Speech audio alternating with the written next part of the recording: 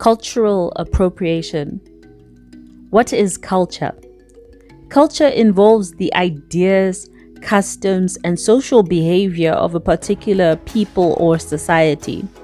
Culture is the characteristics and knowledge of a particular group, encompassing language, religion, cuisine, social habits, music, and arts. Culture is shared patterns of behavior and interactions, cognitive constructs, and understanding that are learned by socialization. Culture can be seen as the growth of a group identity by social patterns unique to the group.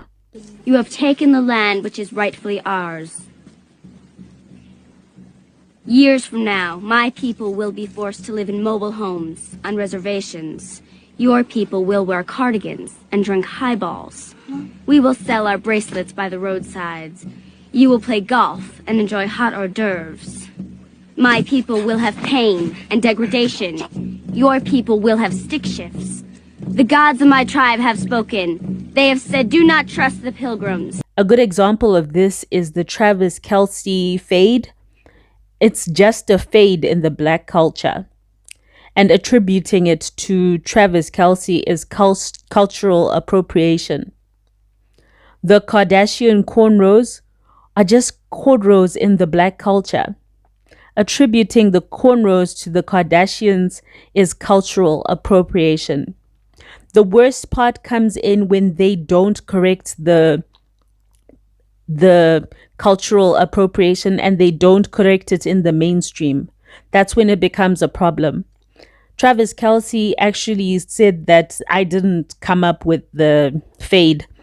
My barber did it, and my barber happens to be black, and it is a mainstay in the black community. The Kardashians never corrected the cornrow debate. In fact, Kim Kardashian attributed the cornrows to Bo Derek. The worst part is realizing that I didn't even need to explain these examples because people would immediately know what I'm talking about and know that the style of dress was appropriated from black culture.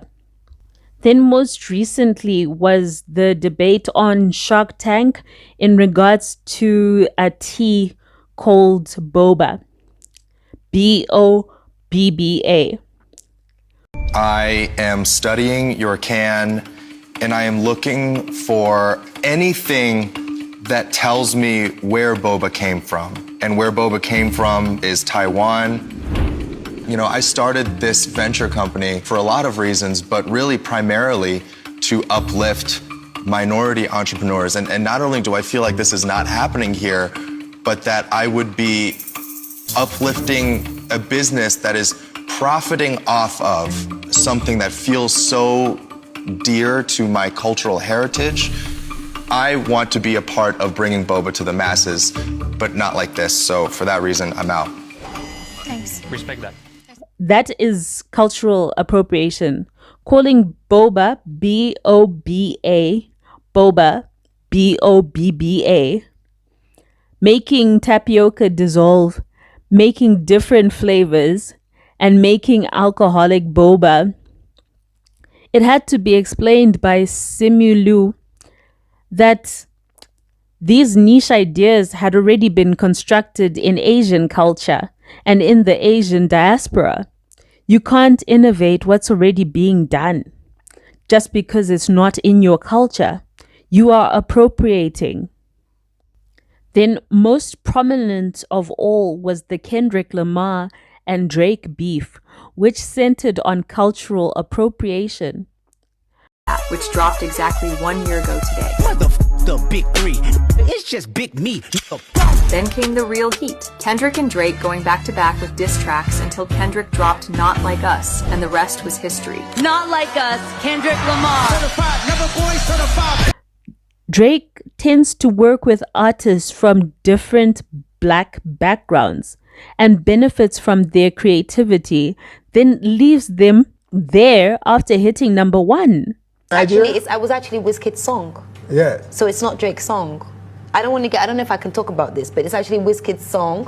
Wizkid wrote it, legendary beat, and some other Nigerian producers produced it as an Afrobeat song, and they stripped a lot of the music away and just. Back up and wine in that sexy designer. Oh, you make a bad man never wanna leave. Oh, back up and wine, baby, back up and wine. One Dance was actually a song by Wizkid from Africa that he gave to Drake, and Drake used that as his first Billboard #1 hit. Yet Wizkid has a net worth of $4 million, while Drake is worth $250 million. There should have been cultural exchange, where Wizkid would have collaborated with more artists within the OVO company, possibly toured with Drake overseas, and had doors and opportunities open to him. That would have been cultural exchange. They even have a term for Drake appropriating blackness, and it's called the Drake Stimulus Package, where Drake works with a black artist and they have a successful song together. And that's the end of that. There is no cultural exchange. There are no opportunities exchanged. The person just has their #1 song and has to build on from there without any further assistance. Whereas Drake goes from artist to artist to artist, getting #1s within the community without the community benefiting from those collaborations.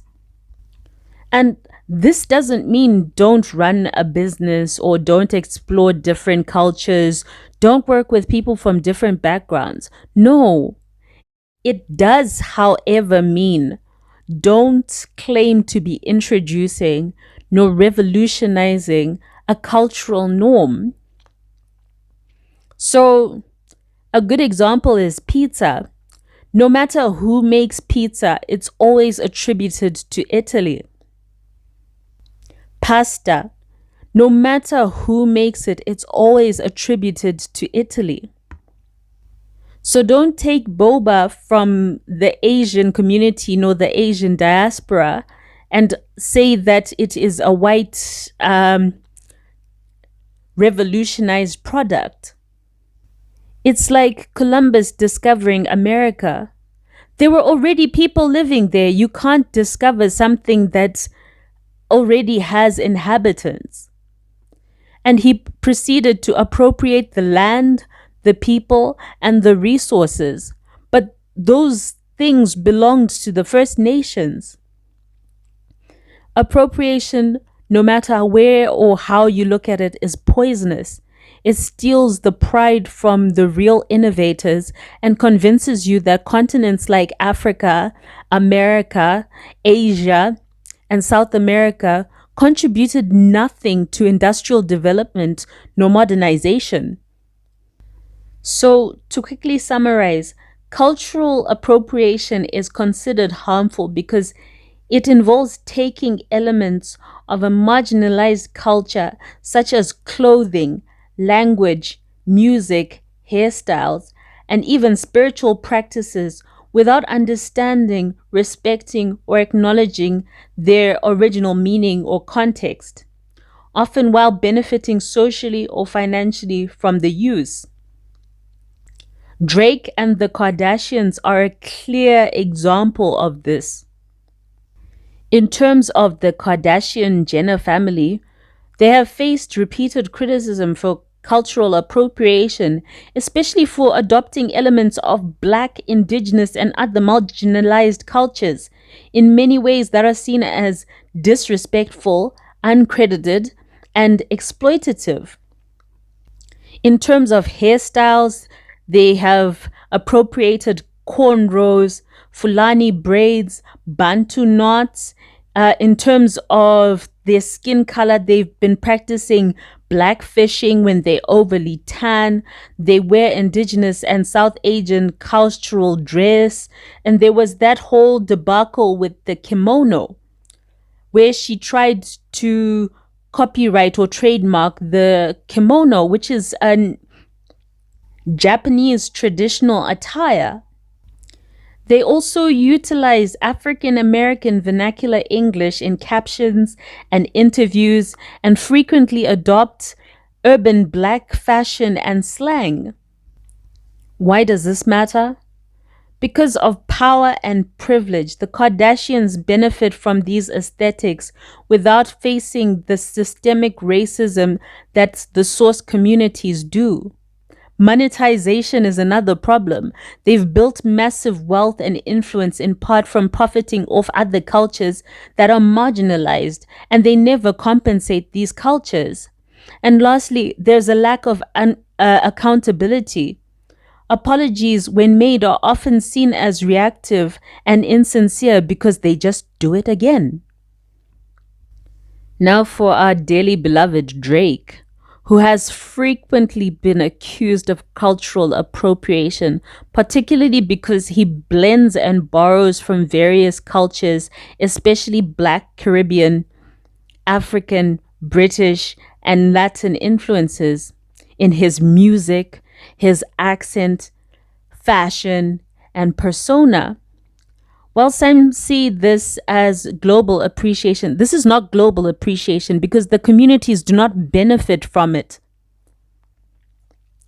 Others argue he crosses into appropriation due to the surface level borrowing without full context or accountability. So he adopted the Caribbean accent and slang. The criticism was that while Toronto has a significant Caribbean population, critics argue that Drake uses patois as an aesthetic rather than engaging deeply with the Jamaican or West Indian communities. So he's not even talking to the people that generated the slang that he likes so much. Some say it commodifies the Caribbean identity for a global audience, while authentic Caribbean artists often don't get the same visibility nor financial success. This is the same thing that happened to the Afrobeat or pop artist Wizkid, who literally came up with a song that could have gone to #1 by itself, but because Drake hopped onto it, it's attributed to Drake. In terms of Latin music, on MIA with Bad Bunny, Drake sings in Spanish and adopts a Latin musical style. While this drew praise from crossing into Latin markets, others viewed it as another example of Drake riding on the wave of a genre's popularity. In this case, reggaeton, without being part of that community nor culture. So the question is it always appropriation? And it depends on the depth of the engagement. Is he collaborating meaningfully or just borrowing surface elements? But he borrows from African aesthetics and he benefits from them. That's a big problem. Power dynamics, is he benefiting more than the culture he's drawing from? Yes, definitely, is in terms of the Caribbean. And finally, respect and acknowledgement. Is he giving credit and sharing platforms? To an extent, he does share the platform, but he doesn't open doors further than that one project that he works on with that particular artist. So what is the big deal about cultural appropriation? Cultural appropriation is harmful. I mean, like, even when I was starting Skims, Yeah. I didn't realize that our name that was kimono was going to be appropriating. And right away, it wasn't even an option. Like, let's change this. This is making a lot of noise, and I didn't see it, and the whole team didn't see it. And that happens sometimes, but let's do the right thing. And we did. It perpetuates historical inequality. It strips meaning from sacred and significant traditions. It profits dominant groups while excluding marginalized communities. And it reinforces double standards. Another culprit of cultural appropriation and a very beloved company is Disney. Disney has a long history and a complex history with cultural appropriation, often criticized for how it represents, commodifies, and simplifies non-Western cultures for profit, especially in its animated films, theme parks, and merchandise. While some efforts aim for cultural appreciation or celebration, others fall into appropriation due to a lack of consultation, stereotyping, or disrespectful use of sacred cultural elements. Another problem that I found with Disney is that they tend to not hire the people from that specific culture to benefit from their stories being told. A clear example of this is Aladdin. Another example of this is Pocahontas. Another example is The Princess and the Frog, and to an extent Moana. In terms of Aladdin, it simplifies and exoticizes Middle Eastern cultures while erasing their diversity. And it profits from an aestheticized version of a culture without fully representing its people nor history. In terms of Moana, despite cultural consultants being involved, critics argued that commercializing sacred symbols and packaging them for profits crossed the line into appropriation. So the communities did not benefit from the use of their culture. Another one was Pocahontas, where they rewrote the native story to fit a Western love story. It was not a love story, and it was detrimental to Pocahontas. Indigenous communities have long criticized its harmful misrepresentation that contributes to erasure. The Princess and the Frog. Disney profited from the New Orleans Black culture and voodoo imagery without deeply engaging with the communities nor correcting harmful stereotypes. That is a big problem at Disney, and they tend to not hire people from the community to write the stories, to act in the movies, to direct, produce, to do the makeup, to be included in all facets of the movie making. They don't ensure that the culture benefits fully and is able to carry on telling their stories their way in the future. That's a problem at Disney. Is Disney improving? Yes, Disney is improving because of recent projects like Encanto from Colombia and Turning Red, which is Chinese Canadian. It involved more authentic cultural research, consultation, and the hiring of creators from those cultures. However, it's still argued that meaningful representation requires more than surface level consultations, especially when billions are being made from appropriated or flattened versions of complex cultures. Most people do not know this, that the government forbid children to dance Indian. And that was so they could wipe out the culture and the young people, and then finally the new generation would never know what happened.